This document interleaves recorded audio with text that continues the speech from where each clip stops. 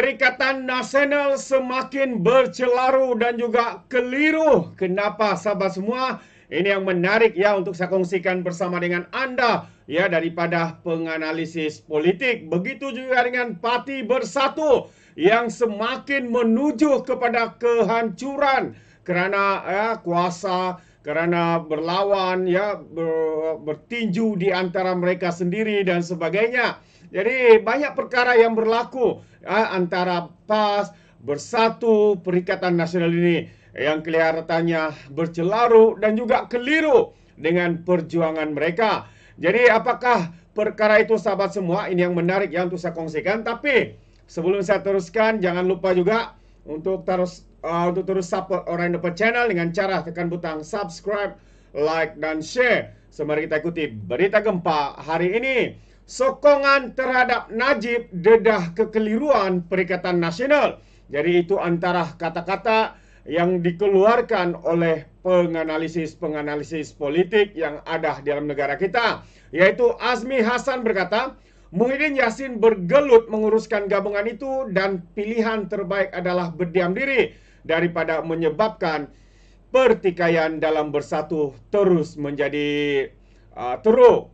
Jadi Himpunan Solidariti Najib Razak di Putrajaya pada Isnin lalu mendedahkan situasi Perikatan Nasional yang berada dalam keadaan keliru, kata dua penganalisis politik dalam negara, dengan pemimpin Bersatu kelihatan tidak sehaluan dalam isu itu. Himpunan yang diumumkan PAS bulan lalu itu didedahkan sempena permohonan semakan kehakiman oleh bekas Perdana Menteri terhadap Tita Diraja yang membenarkan beliau menjalani hukuman penjara di bawah tahanan rumah.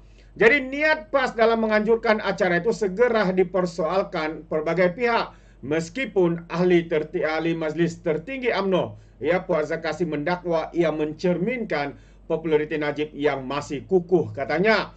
Dan selepas pengumuman itu, beberapa pemimpin Bersatu menyatakan akan menghadiri acara tersebut. Tetapi Setiausaha Bersatu Wilayah Persekutuan iaitu Mahathir Rais menolak idea itu dengan mengatakan ia berbau opportunities politik. Jadi itu sebenarnya yang dibuat oleh PAS. Walaupun mereka tidak mengaku, tapi sahabat semua, kelihatannya itulah yang sedang cuba dilakukan oleh pemimpin-pemimpin daripada PAS. Dan seakan-akan Bersatu kini bakal ditinggalkan oleh PAS, seakan-akan ya. Jadi apabila keputusan rayuan memihak kepada Najib, pemimpin PAS dan Bersatu segera mengkritik kerajaan. Timbalan Presiden Bersatu Hamzah Zainuddin menuduh Perdana Menteri Datuk Seri Anwar Ibrahim melakukan penderhakaan kerana didakwa menyembunyikan addendum tersebut. Manakala Ketua Penerangan PAS Fadli Sari menggesah untuk Datuk Seri meletakkan jawatan. Dan sementara itu pemimpin Bersatu Wan Ahmad Faizal menyuarakan sokongan terhadap Najib tetapi menegaskan penyampaian terhadap isu 1MDB tidak berubah. Wow, ini apa sebenarnya? Sokong Najib tapi ya 1MDB katanya tidak. Aduh. Jadi apalah itu? Sokong Najib itu maksudnya menyokong segala apa yang Najib lakukan. Itu pandangan saya lah ya. Mahathir yang juga Setiausaha PN Wilayah Persekutuan mendakwa ketiadaan pengurusi gabungan itu Muhyiddin Yassin dan timbalannya hadir awang di perhimpunan tersebut membuktikan mereka menentang rasuah. Katanya kehadiran pemimpin Bersatu dalam himpunan itu adalah kapasiti individu. Jadi Muhyiddin yang menjadi timbalan Perdana Menteri di bawah pentadbiran Najib pada April 2009 hingga 2015 disingkirkan karena mengkritik Mahathir Najib Razak ketika itu dalam isu 1MDB. Jadi beliau kemudiannya menjadi pengasas bersama Bersatu selepas disingkirkan daripada UMNO. Jadi katanya PN kelihatan tidak haluan. Jadi penganalisis politik dari Akademi Nusantara Azmi Hasan berkata, kurangnya kepimpinan dalam PN menyebabkan gabungan itu gagal menunjukkan pendirian yang konsisten. Katanya lagi, Muhyiddin bergelut dengan masalah dalaman Bersatu yang terbukti melalui pandangan bercanggah dalam kalangan pemimpin parti terhadap isu tahanan rumah Najib. Jadi beliau dalam dilema kerana beberapa ahli Bersatu menyokong Najib dengan menghadiri himpunan itu sekutu mereka. PAS juga lantang bersuara dan menjadi faktor utama dalam menyokong Najib di Perikatan Nasional katanya kepada FMT. Bagaimanapun Azmi berkata Muhyiddin mungkin terpaksa berdiam diri bagi mengelak konflik dalam PN sama ada beliau menyokong Najib ataupun sebaliknya. Ya, ini terutama yang melibatkan PAS dan pemimpin bersatu yang bersetuju dengan PAS mengenai himpunan tersebut. Hamzah, naib Presiden Bersatu, Ronald Kiani dan Ahmad Faizal semua hadir dalam himpunan itu yang diadakan pada 6 Januari lalu. Dan seorang lagi penganalisis politik, Azrul Hadi Abdullah Sadi dan firma penasihat strategik EDA South Asia pula berpendapat Muhyiddin terikat dengan sejarah panjangnya bersama dengan Najib dalam UMNO.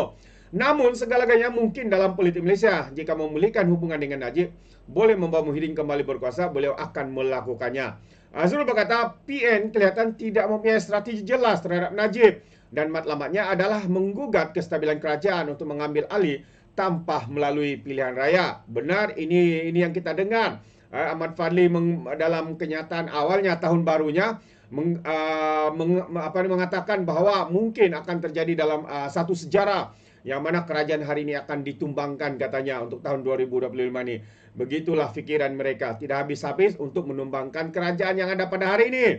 Tidak habis-habis rakus untuk merampas kuasa. Kenapa tidak boleh tunggu sehingga PRU yang seterusnya? Kenapa harus mahu menebuk atap sekarang ini? Adakah sesuatu yang sedang cuba dilakukan? Ataupun sedang takut dengan pendakwaan-pendakwaan kepada pemimpin-pemimpin mereka? Mungkin itu penyebabnya. Mungkin itu pandangan saya. Dan Azmi berkata pemimpin UMNO mahu menunjukkan kepada akar umbi bahawa mereka masih berusaha mencari keadilan untuk bekas presiden itu.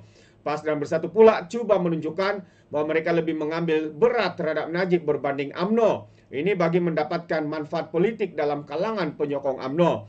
Jadi tidak dinafikan ada kumpulan yang ikhlas yang berjuang untuk Najib, tapi kebanyakannya berjuang untuk mendapatkan manfaat politik katanya. Azrul juga menjangkakan Presiden UMNO Zaid Hamidi berasa kurang selesa dengan kemungkinan Najib dibebaskan awal yang boleh menggugat kedudukannya. Dan katanya lagi himpunan itu menarik 3.000 peserta walaupun UMNO menarik diri pada saat akhir ya turut membimbangkan Anwar dan Zahid. Ini antara komennya daripada penganalisis ini. Bayang Najib masih menghantui mereka walaupun selepas 2 tahun memegang jawatan. Sementara itu PN cuba mencungkil kelemahan dalam gabungan kerajaan persekutuan dengan menggunakan Najib sebagai alat. Jadi masih menjadi persoalan semada PN dan Barisan Nasional akan mempertimbangkan untuk membentuk kerajaan persekutuan. Namun Zaid pasti akan berdepan tekanan sekiranya Najib dibenarkan menjalani hukuman penjara di bawah tahanan rumah katanya.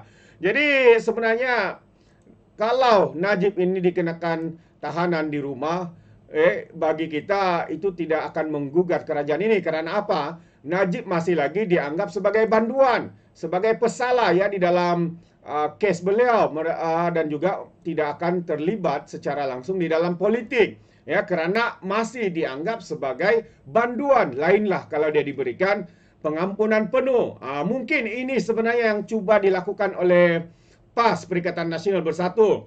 Mereka cuba mengganggu keadaan politik hari ini yang kononnya cuba memberikan sokongan kepada Najib supaya Najib ini diberikan tahanan rumah. Dan perkara itu sepatutnya bakal memberikan ketidakharmonian ya dalam parti-parti komponen parti yang ada dalam kerajaan hari ini. Tetapi apa yang mereka mau apabila Najib ditahan di rumah, masalahnya Najib tetap berstatus sebagai banduan dan dia tidak akan dapat bertanding ya dalam pilihan raya yang akan datang dan sebagainya. Jadi mungkin itu lamat-lamat yang sedang direncanakan oleh pembangkang hari ini.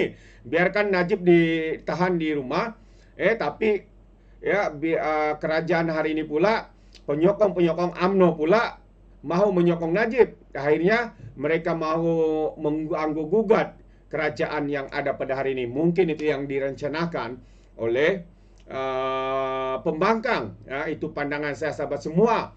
Dan satu lagi kenyataan yang boleh dianggap kenapa parti PAS parti Bersatu ini menuju kepada kehancuran karena keadaan bergolak serang menyerang di antara satu sama lain, khususnya pemuda Bersatu ya yang dikatakan terus bergolak ya jika isu dalaman tidak selesai.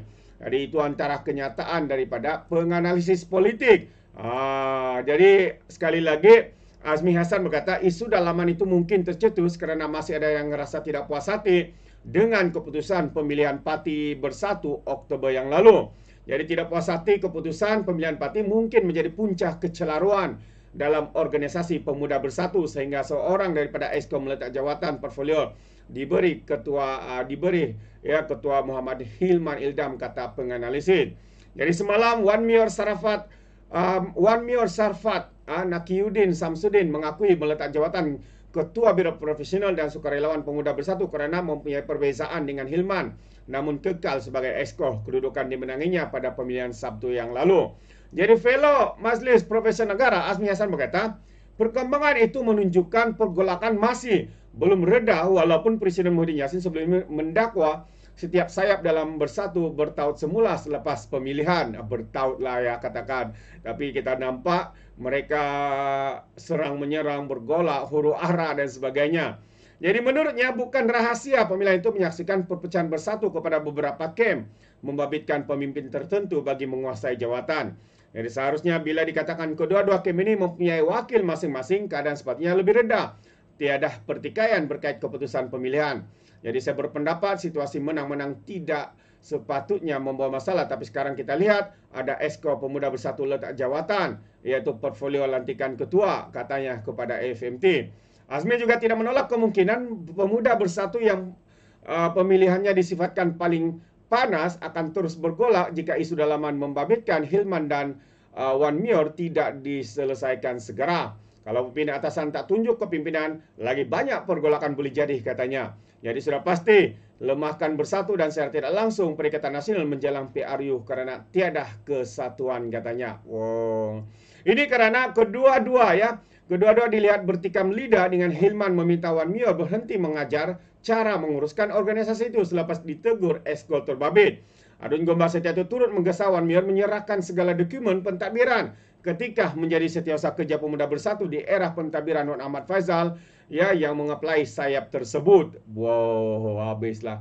Ya, masing-masing tunjuk siapa yang berkuasa, masing-masing menunjukkan siapa yang hebat. Inilah dia Parti Bersatu, sahabat semua. Memang tidak akan bertahan lama lah mereka. Dan kita tahu pun Parti Bersatu ini bukannya ditubuhkan oleh Muhyiddin, walaupun dia salah seorang pengasasnya. Tapi Parti Bersatu ini dirampasnya daripada Sakatua Mahathir Mohamad.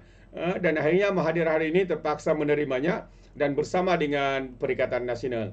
Tapi lebih rapatlah kepada Parti PAS. Muhyiddin semakin dipinggirkan. Mungkin masih ada dendam dalam hati Mahathir Mohamad. Ya, mungkin kita tidak pasti. Ya, kita tahu Mahathir Mohamad ini bagaimana perangainya, sahabat-sahabat semua. Itu pandangan saya. Bagaimana dengan Anda? Anda akan setuju atau tidak? Anda boleh berikan komen di dalam ruangan komen. Jadi terima kasih. Izinkan saya untuk mengundurkan diri dan seperti biasa peribahasa mengatakan tak apa pun kangkap 2 ton keinginan. Dalam bahasa Melayunya, tepuk dada, tanya selera. Sekian daripada Alright Nampak Channel. Kita berjumpa lagi. Bye-bye.